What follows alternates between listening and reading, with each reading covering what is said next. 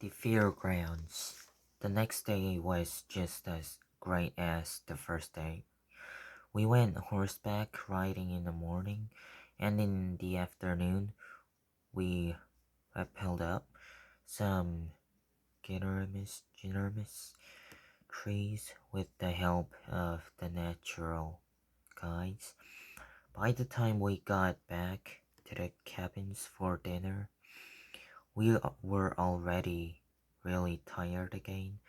After dinner, they told us we had an hour to rest and then we were going to take a 15-minute bus ride to the fairgrounds for an outdoor movie night. I hadn't had the chance to write a letter to mom and dad and Via yet, so I wrote one telling them all about the stuff we did that day and the day before. I pictured myself reading it to them all out loud when I got back, since there was just no way the letter would get some before I did. When we got to the fairgrounds, the sun was just starting to set. It was about 7:30. The shadows were really long on the grass, and the clouds were pink and orange. It looked like someone had taken sidewalk chalk and smudged the colors across the sky with their fingers. It's not that I haven't seen nice sunsets before in the city, because I have silvers on sunsets between buildings, but I wasn't used to seeing so much sky in every direction.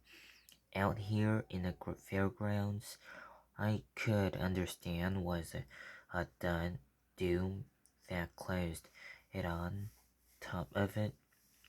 That's what it looked like from the fairgrounds in the middle of this huge open field.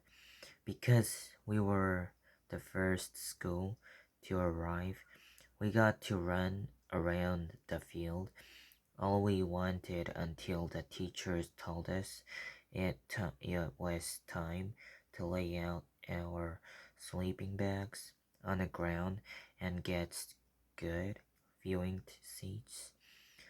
We unzipped our bags and laid them down like picnic blankets on the grass in front of the giant movie screen in the middle of the field. Then we went to the row of food trucks parked at the edge of the field to load up on snacks and sodas and stuff like that. There were concession stands there too, like at a farmer's market, selling roasted peanuts and cotton candy. And up a little further was a short row of carnival type stalls, the kind where you can win a stuffed animal if you threw a baseball into a basket.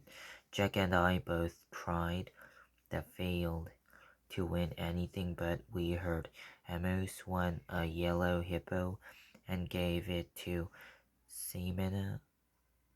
That was the big gossip that went around. The joke at and the brainiac from the food trucks. You could see the corn stalks in back of the movie screen. They covered about a third of the entire field. The rest of the field was completely surrounded by woods.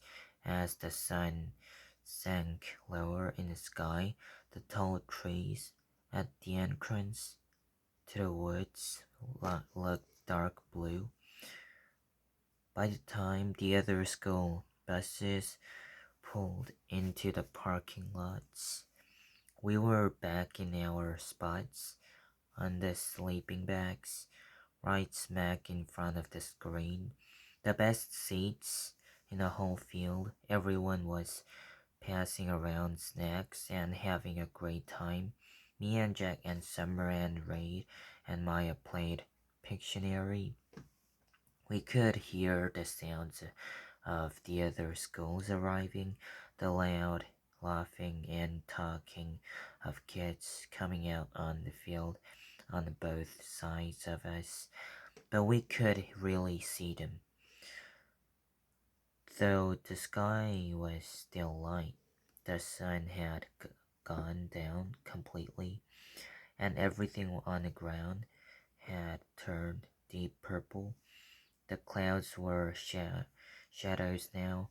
We had troubles even seeing the Pictionary cards in front of us. Just then, without any announce, announcement, all the lights at the ends of the field went on at once. They were like big, bright stadium lights. I thought of that scene in Close Encounters when the alien ship lands and they're playing that music, da da do da dun.